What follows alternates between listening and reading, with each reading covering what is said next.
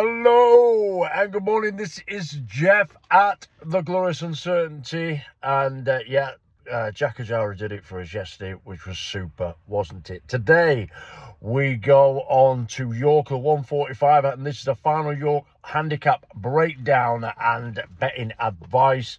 Again, nearly dropped my phone again.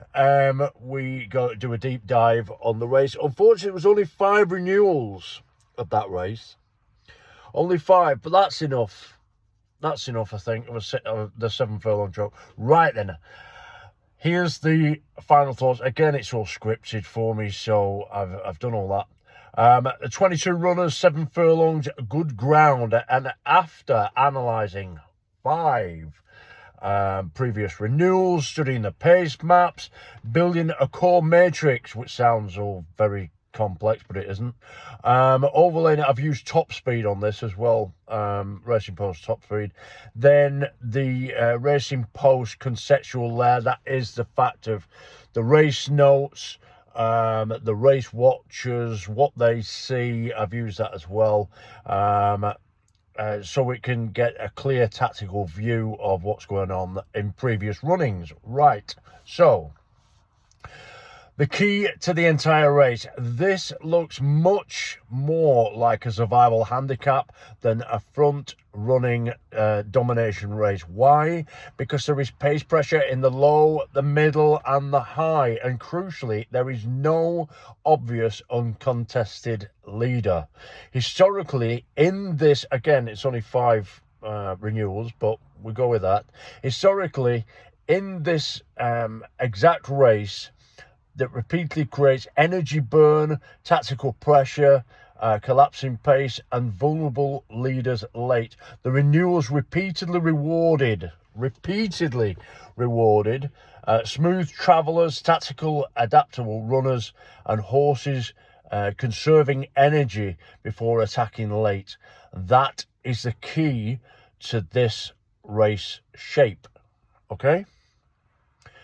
So the horse everything kept pointing towards, everything was the favourite, Zarathos. Every analytical layer kept bringing me back to the same horse. Number 1, the core matrix, which is the profile of the horse. Then it was elite latest top speed figures, strong good ground profile, improving tactical maturity, strong York setups, travel smoothly, and importantly, he does not need to lead. It doesn't need to lead the race. That's massive here.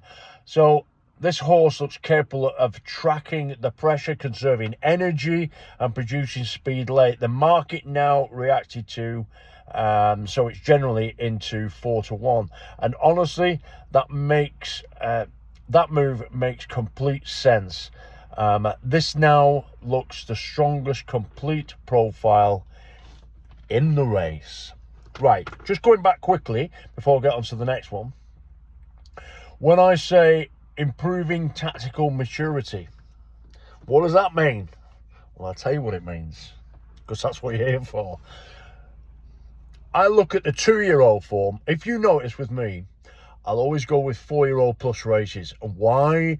Because I want to know the whole bloody picture. I'm not interested in 2-year-old races. Yep, I think the 2 specialists. Then when they get to, so 2-year-old form, 3-year-old form, then 4-year-old plus form.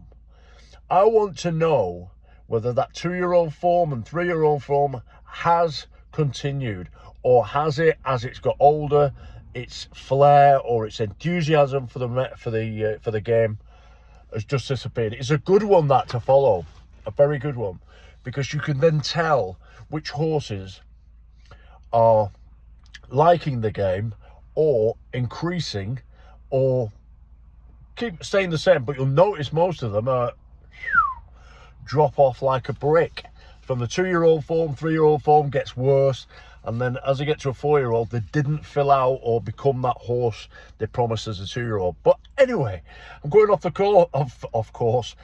I'm going back into the big danger in the race today in the 145 is Quest for Fun. This horse may actually be the perfect York specialist for this race structure. The top speed profile was outstanding. York top speed, 7 furlong top speed, big field, in a big field top speed, class conditions top speed. Historically, new renewals strongly matched his style. It really did. So, repeatedly waits, finishes late, gets unlucky, thrives off pace pressure. That's what it does. If the race unfolds as expected, Quest for Fun looks extremely likely to be involved. Possibly the strongest each way profile. May seem a bit skinny, but it's all been worked out mathematically. Right. The value horse. The value horse in the race, to me, is Lead Man. Very interesting. The bare form doesn't tell this whole story. Race comments always say traffic, poor track position, wide trips, bad pace scenarios, that kind of thing. And this horse may actually be sitting on a much bigger run than recent form suggests. So we've got to bear that in mind. It's around 10 to 12 to 1. Still one of the best value structures in the race. So that's worth bearing, and we're going to have a touch on that a little bit. Right, so the outsider to watch is Ormalulu. Ormalulu, potentially the sneaky bomb in the race. The Racing Post notes, the race reader and the notes were very strong. Repeatedly denied runs, travelling well, needed gaps, strong run evidence at York. At York, can't argue with it. So these York handicaps repeatedly reproduce late finishing traffic horses at double figure prices, at around 16 to 1. So you could quite feasibly see this flying home late. You really could. It's just been unlucky running on some times. And I've got a list of horses to be cautious about. I'm not even going to mention those. So let's just go to the betting advice. Now, this is still a York 22 runner race. So discipline when we're betting matters enormously. So again, from £100 bank, I want a moderate exposure only, nothing too heavy. So my betting structure is this: 2 points win, Zarathos. 2 points win, Zarathos. 1.5 points each way, Quest for Fun. 0.5 point each way, Lead Man. And 0.5 point each way, Ormalulu. Don't forget, this is a big handicap. Big handicap. So what we're doing is, we're in for 6 points in this race.